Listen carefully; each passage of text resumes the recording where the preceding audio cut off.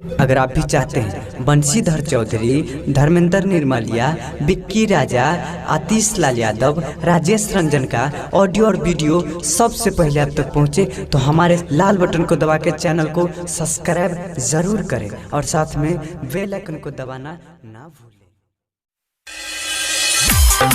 Recording by Yadav studio, Janakpur Dham, Nepal. Badal Raj DJ लगाया बजिला सिरा हके बम रे, छोई नहीं बम कोनो जिला सकम रे, जिला सकम रे, जिला सकम। डीजे लगाया बजिला धोना सके बम रे, छोई नहीं बम कोनो जिला सकम रे, जिला सकम। ओई बेरा साहबन में ओई बेरा साहबन में कियो जदी बोलते डीजे पगोली चलते रे भाई। हाय बेर साबन में कियो जदी बोलते डीजे पगोली चलते रे भाई।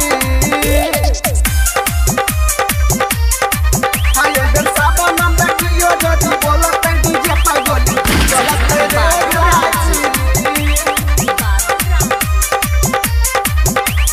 डीजे के बेसा कोइला रोड में बम कोई सब कमरिया नाच नाच देखि छमक नाच